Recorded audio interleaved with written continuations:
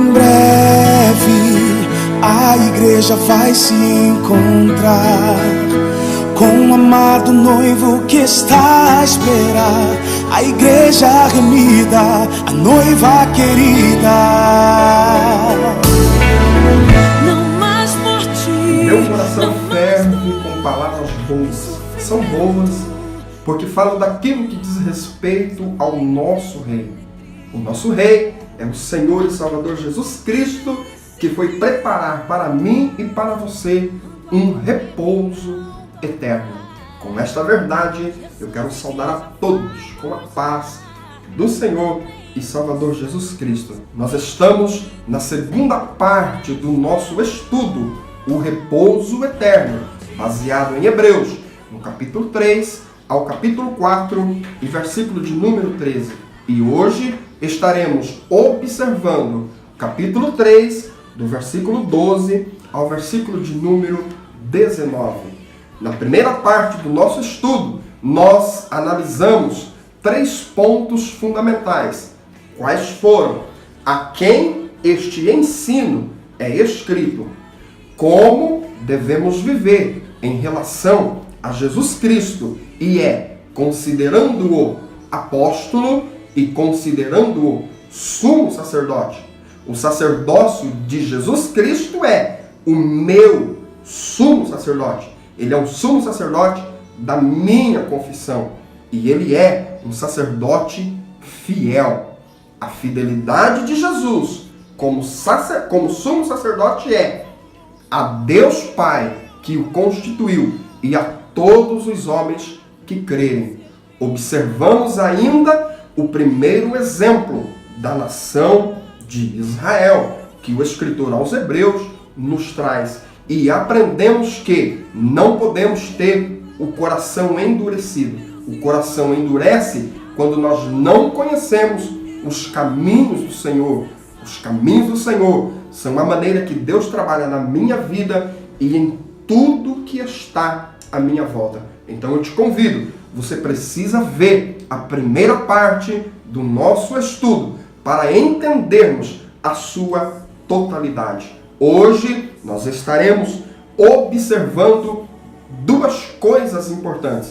Em primeiro lugar, como eu devo viver em relação ao meu coração, aos meus irmãos, à fé, ao tempo que eu vivo e ainda o segundo exemplo da nação de Israel que o escritor nos traz. Então vamos ler o nosso texto e darmos início à nossa reflexão. Diz-nos assim, Hebreus capítulo 3, do versículo 12 ao versículo 19. Vede, irmãos, que nunca haja em qualquer de vós um coração mau e infiel para se apartar do Deus vivo.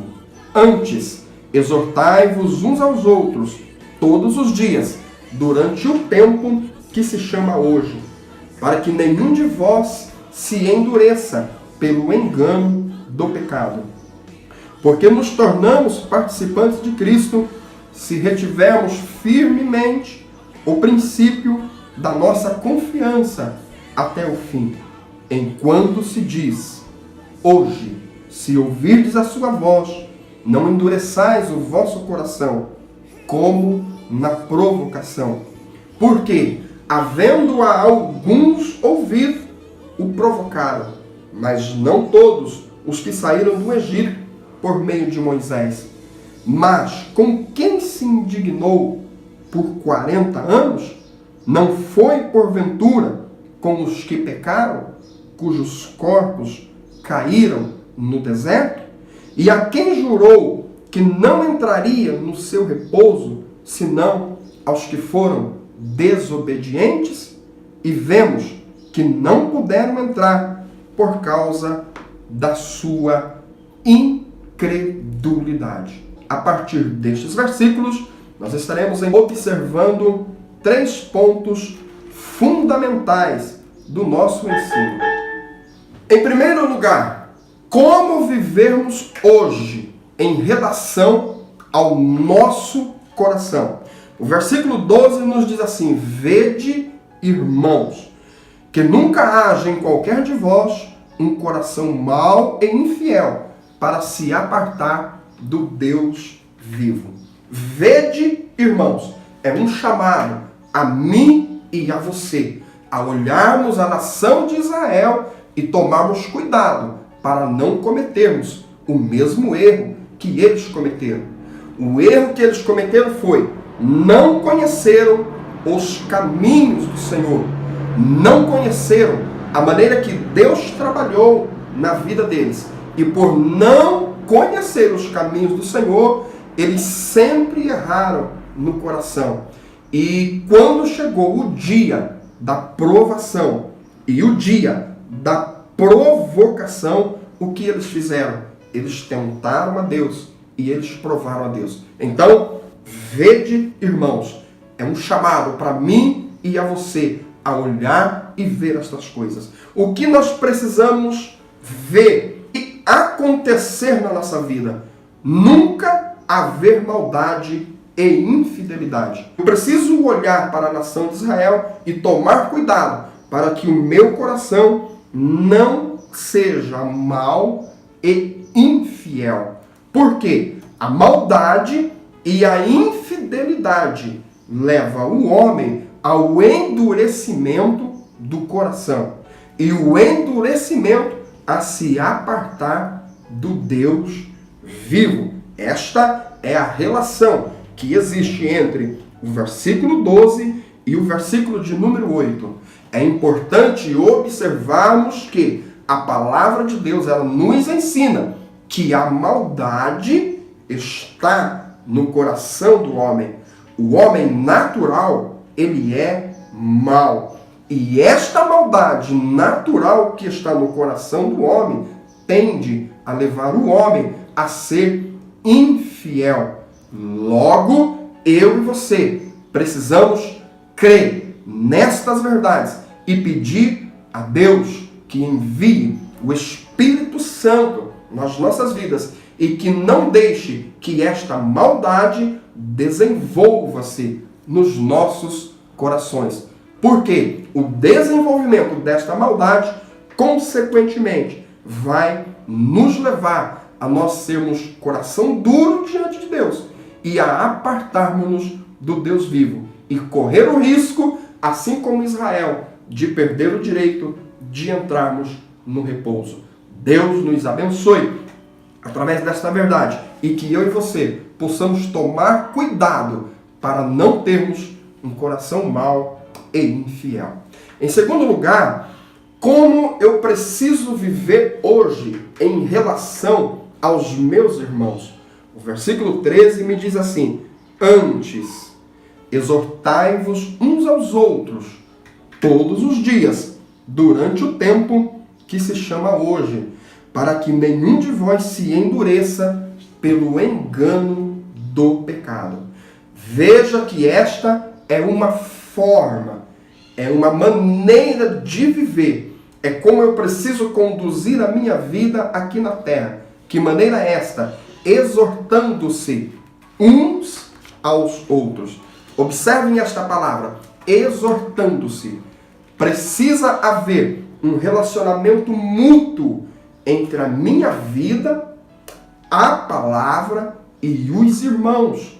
Tem que haver um relacionamento entre a tua vida, a palavra de Deus e os irmãos. Eu preciso estudar a palavra, eu preciso ler a palavra. A palavra, ela tem que fazer parte do meu coração e eu preciso levar isto às pessoas que estão à minha volta. Olha o texto: exortai-vos uns aos outros. Então esta é uma verdade importantíssima, que é uma maneira de viver hoje, que vai me dar o direito de eu entrar no repouso eterno. Porque isto tem que acontecer na minha e na tua vida. Porque a exortação livra o coração do endurecimento.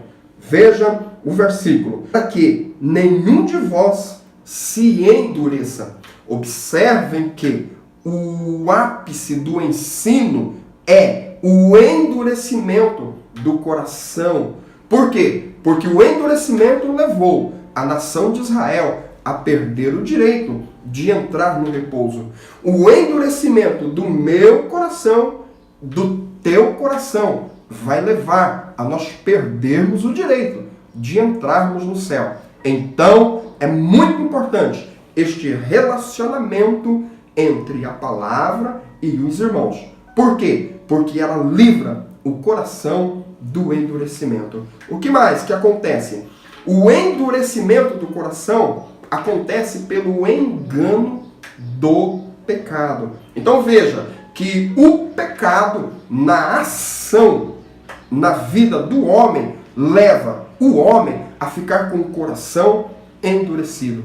A exortação, o relacionamento mútuo entre a palavra e os irmãos vai nos levar a nós sermos livres do engano do pecado. Eu quero destacar aqui alguns textos em relação a esta verdade do engano do pecado. Gênesis, o capítulo de número 3, do versículo 1 ao 7. Eva é enganada pela serpente no jardim do Éden. Mateus, capítulo 4. O diabo, ele procura de todas as formas enganar Jesus. O que levou Jesus à vitória foi porque ele estava firmado na palavra de Deus. Apocalipse, o capítulo de número 20, do versículo 7 ao versículo 10, nós somos informados que após o milênio haverá um tempo em que Satanás ele será solto e ele vai exercer a função de enganar muitos homens e para que eles sejam apartados de Deus. Então veja, no começo, no meio e no fim da história, o inimigo ele está trabalhando para enganar as pessoas. E nós precisamos tomar muito cuidado para não sermos enganados. E o cuidado é exortando-se na palavra de Deus. Para concluirmos esta questão, observem o tempo que precisa acontecer isto na minha e na tua vida. O texto me diz, uns aos outros todos os dias. Olha isso, todos os dias. E durante o tempo que se chama hoje. Perceba que há uma redundância neste versículo em relação ao tempo que precisa ser praticado. Isso daqui nas nossas vidas tem que ser todos os dias e enquanto vivermos aqui nesta terra. A partir desta verdade, o bom desejo do meu coração é que o Espírito Santo produza na minha e na tua vida esta disposição de viver buscando a palavra e ensinando a palavra, aprendendo a palavra e ensinando a palavra de Deus. Porque quando isto acontecer, nós seremos livres do engano do pecado e não teremos o nosso coração endurecido. Amados, precisamos viver relacionando-se com a palavra e com os irmãos. Deus abençoe as nossas vidas. Em terceiro lugar, nós encontramos o viver diário e a fé. O versículo 14 nos diz assim: porque nos tornamos participantes de Cristo se retivermos firmemente o princípio da nossa confiança até o fim. O escritor ele está nos ensinando como tomarmos posse do céu. E aqui ele está dizendo o seguinte, que a fé que vai nos levar ao lar celestial, eu e você, ela tem que ter um foco. O foco da fé que nos leva ao céu é tornar-se participante de Cristo. Olha o texto. Porque nos tornamos participantes de Cristo. E aqui é uma verdade importantíssima do Evangelho. Porque eu preciso tornar-me participante de Cristo em tudo que envolveu Jesus, inclusive os seus sofrimentos. É isto que o apóstolo Paulo nos ensinou em Romanos, no capítulo 8, a partir do versículo de número 12, eu torno-me participante de Cristo quando eu aceito os seus sofrimentos e a sua glória. Eu não posso ser participante de Cristo quando eu acreditar apenas nos benefícios, mas eu preciso também, aleluia, crer que o sofrimento faz parte da minha vida. O sofrimento, ele está incluso na participação de Cristo, porque foi isto que aconteceu com Jesus Cristo. Muito importante acreditarmos que em primeiro vem o sofrimento e depois a glória. Assim aconteceu na vida de todos os homens que está registrado na palavra de Deus. Então, a fé que me leva a eu tomar posse do repouso eterno é a fé que tem como objetivo eu tornar-me participante de Cristo. O caminho para este cumprimento, observem que é uma questão que precisa ser desenvolvida. O texto me diz, nos tornamos participantes de Cristo se retivermos firmemente. Presta atenção nisso. Reter firmemente. Reter firmemente é agarrar-se de forma que não solta. É ficar firme. É não mover-se. É continuar apesar das dificuldades. É permanecer, mesmo que seja necessário entregar a vida. Então veja, o caminho para o cumprimento desta fé que me leva a ser participante de Cristo é eu reter firmemente. O que eu preciso reter firmemente? O princípio da fé. Olha o texto. Retivermos firmemente o princípio da nossa confiança. Qual é o princípio descrito neste versículo? Tornar-se participante de Cristo. O escritor aqui está me ensinando, aleluia, e que o Espírito Santo possa produzir esta verdade nos nossos corações, que eu tenho que acreditar que o eu ser igual a Jesus hoje vai conduzir a minha vida ao repouso eterno. E eu preciso me agarrar a isso, porque este é o princípio da minha fé. Observe ainda que está escrito até o fim. O escritor, ele define o tempo que nós temos que estar agarrados a este princípio de fé, até o fim, ou seja, enquanto estivermos nesta terra, enquanto eu e você estivermos vivos, enquanto estivermos respirando, nós precisamos buscarmos tornar-se participante de Cristo. Nós precisamos buscar, aleluia, ser igual a Jesus, porque esta busca vai nos estar movendo-nos ao nosso lar eterno. Então veja, a fé que me leva ao céu tem um objetivo. O objetivo qual é? É eu ser igual a Jesus. E esta fé tem que ser até o fim, enquanto eu estiver vida.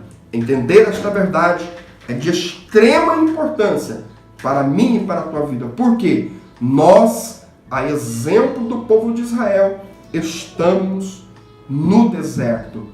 Nós, a exemplo do povo de Israel, buscamos um lar futuro. E a fé, ela vai constituir-se este ponto fundamental da nossa entrada no nosso repouso. Que o Senhor e Salvador Jesus Cristo possa nos abençoar através destas grandes verdades. Em quarto lugar, nós somos orientados a viver de forma cuidadosa com o tempo em que vivemos. O versículo 15 nos diz assim: enquanto se diz, observe isso, enquanto se diz, enquanto você pode ouvir a palavra, enquanto o Senhor está perto, enquanto você pode encontrá-lo, enquanto você pode arrepender-se dos seus pecados, enquanto o Espírito Santo está agindo na minha e na tua vida. O que precisamos fazer? Diz assim: hoje, se ouvirdes a sua voz, não endureçais o vosso coração como na provocação. Veja que o escritor ele começou nos aconselhando a não termos o coração endurecido. Ele terminou nos aconselhando que não devemos ter o nosso coração endurecido, como os israelitas tiveram no passado. Então veja, enquanto se diz hoje, não endurecer o nosso coração. O nosso coração, ele não é endurecido quando nós conhecemos os caminhos do Senhor, ou a maneira que Deus trabalha nas nossas vidas e em tudo que está à nossa volta. E nós conhecemos os caminhos do Senhor quando nós ouvimos, lemos, estudamos, buscamos Deus através da palavra. Por quê? Porque a palavra de Deus vai nos ensinar as maneiras que Deus trabalha nas nossas vidas. Então veja, enquanto se diz hoje, não endurecer o coração. E ainda como os israelitas endureceram. Estas verdades são de extrema importância para a minha e para a tua vida. Então veja, nós somos aconselhados a vivermos hoje, no presente, tomando cuidado com o nosso coração, relacionando-se com a palavra e com os irmãos, tendo fé, a fé que nos torna participantes de Cristo e tomando cuidado com o tempo que vivemos. Agora, o escritor ele vai trazer o segundo exemplo da nação de Israel para as nossas vidas. E neste exemplo que vai do versículo 16 ao versículo 19, nós vamos identificar algumas coisas importantes. Os acontecimentos na vida do povo de Israel. Identificar estes acontecimentos vai nos levar a que este conselho ele produza nos nossos corações a eficácia da palavra de Deus. Por quê? Nós vamos observar que o que aconteceu com o povo de Israel é o que muitas das vezes acontece na minha e na tua vida. É o que acontece com a igreja de Deus no presente. O que aconteceu? Em primeiro lugar, ouviram a voz de Deus. Olha o versículo 16. Porque, havendo-a alguns ouvido. Então, eles ouviram. Hebreus 1:1 está escrito: havendo Deus falado muitas vezes e de muitas maneiras pelos profetas aos pais, a nós falou nestes últimos dias pelo Filho. Então veja, os israelitas ouviram a voz de Deus. O capítulo 4 e o versículo de número 2 vai nos trazer essa reflexão. Os israelitas ouviram e eu e você também ouvimos. Então veja a importância deste acontecimento. Deus está falando ao meu e ao teu coração através da sua palavra. O que mais aconteceu com o povo de Israel? Eles provocaram a Deus. O versículo de número 16. Ouvindo o provocaram. O que mais este povo fez? Eles pecaram contra Deus. Isso está muito claro no versículo de número 17.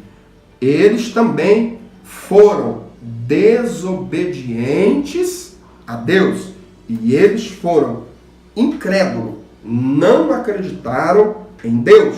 Versículo de número 19. Perceba uma verdade que tem que estar nos nossos corações. Este povo, apesar de terem ouvido a voz de Deus, o que eles fizeram? Provocaram, pecaram, foram desobedientes e não acreditaram. Neste ponto eu preciso destacar duas coisas de extrema importância para a minha e para a tua vida a partir deste exemplo. Em primeiro lugar, eu e você ouvimos a voz de Deus. Precisamos tomar cuidado para não ouvirmos como os israelitas ouviram. Nós vamos estar aqui observando que isto aconteceu a partir de dois acontecimentos específicos na vida dos israelitas, que foi diante das águas de Marabá, quando Moisés envia os 12 espias a espiarem Jericó. Então eles voltam e dizem, a terra é boa, mas tem gigante. O povo começou a murmurar. Apenas Josué e Caleb disse, Deus pode nos dar vitória desses gigantes. Mas a murmuração de todo o povo foi tão grande que naquele dia levou Deus a dizer a Moisés, eu vou destruir esse povo. E nenhum desses israelitas que saíram do Egito, eles vão tomar posse da terra prometida, a não ser Josué e Caleb. E nós encontramos este relato em Números, no capítulo 13, no versículo 14. E nós estaremos aqui trazendo na nossa conclusão o porquê aquele povo murmurou. O porquê aquele povo diante das águas de Marabá, eles tentaram Deus. Eles provaram Deus. Depois de terem visto tantas maravilhas que Deus havia feito a eles. E mesmo assim, eles tentaram, eles pecaram, eles foram desobedientes, eles foram incrédulos. E isto tem que levar eu e você a tomar cuidado, porque muitas das vezes é exatamente isto que acontece nas nossas vidas. Nós ouvimos a voz de Deus, mas não acreditamos, não aceitamos, não tomamos para nós a palavra. Mas nesta oportunidade, Deus está falando ao meu e ao teu coração que nós temos que ter cuidado, porque o nosso repouso, ele ainda é futuro. E assim como a nação de Israel perdeu o direito de entrar no repouso, eu e você podemos perder sim esse direito, se não entrarmos pela palavra de Deus. A segunda observação aqui nessa questão é identificarmos a questão da palavra. A palavra de Deus aqui é o ponto alto, porque lá no versículo 12, o escritor vai falar, porque a palavra de Deus é viva, é eficaz e é mais penetrante do que qualquer espada de dois gumes. Então, Deus está nos orientando aqui que a palavra dele não vai falhar.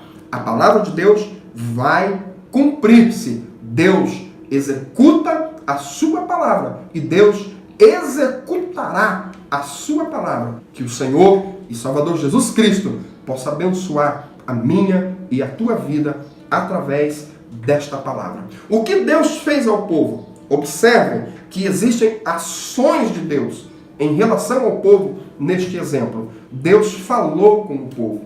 Deus enviou profetas. Deus falou através da nuvem que guiava eles durante o dia. Deus falou através da coluna de fogo que os guiava durante a noite. Deus trouxe água, trouxe codornizes, Deus trouxe o maná. Foram muitas as maneiras que Deus falou com este povo.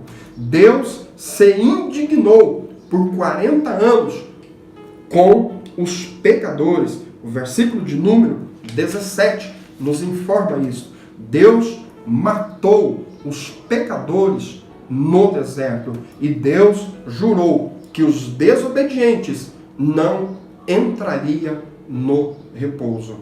Este exemplo tem que levar eu e você a tomarmos cuidado para não sermos, para não termos o coração endurecido. E a maneira que ouvimos a palavra de Deus, ela faz toda a diferença nesta verdade. Amados, que o Senhor e Salvador Jesus Cristo possa nos abençoar através do entendimento desta palavra. Você tem a sua Bíblia, você tem a oportunidade de estudá-la. Estude-a, ensine-a e você vai ver como Deus tem grandes coisas para realizar nas nossas vidas. Então, nesta segunda parte do nosso estudo, nós analisamos como eu tenho que viver em relação ao meu coração, como eu tenho que viver em relação aos meus irmãos e à palavra, como eu preciso viver em relação à minha fé. A minha fé ela tem que ter um alvo, o alvo é ser participante de Cristo, e como eu tenho que viver em relação ao tempo que eu vivo. E o segundo exemplo do povo de Israel, que eu preciso ter cuidado para ouvir e aceitar, ouvir e crer na palavra de Deus. Por quê? A palavra de Deus, ela vai se cumprir. Deus executará a sua palavra. Eu quero orar com você. Antes de nós orarmos, dizer que no nosso próximo encontro, nós estaremos estudando a terceira parte deste estudo, que vai do capítulo 4 ao versículo de número 10. Nós vamos identificar a relação de Israel, a igreja e o repouso. Há de ficar muito claro que este repouso eterno é para mim e para você. Também vamos observar que é futuro. É um repouso futuro, ainda não aconteceu. Vai acontecer. E é a todos os homens que crerem. Então, eu te espero. Seja um inscrito no nosso canal. Divulgue estas mensagens. Acompanhe estas mensagens. E eu tenho certeza que Deus estará fazendo uma grande obra nas nossas vidas. Oremos. Senhor nosso Deus e nosso eterno Pai, nesta oportunidade, eu quero te agradecer por tudo quanto o Senhor tem feito por nós. A oportunidade de poder levar a tua palavra, de entender que nós temos sim um repouso eterno, que eu preciso viver aqui na terra hoje, tomando cuidado com o meu coração, com o relacionamento da tua palavra e os irmãos. Eu preciso ter um foco na minha fé, e este foco é ser participante de Cristo. Eu preciso também tomar cuidado com o tempo. Espírito Santo, nos ajuda a nós entendermos os teus caminhos e assim não termos o nosso coração endurecido. Em nome de Jesus eu te peço, nos ajuda nesta caminhada em direção ao nosso repouso. Abençoa a mim e abençoa cada um que me ouve através desta palavra. Deus abençoe as nossas vidas. Amém e amém. O Senhor, Salvador Jesus Cristo, o grande Rei eterno, esteja com todos nós. Amém.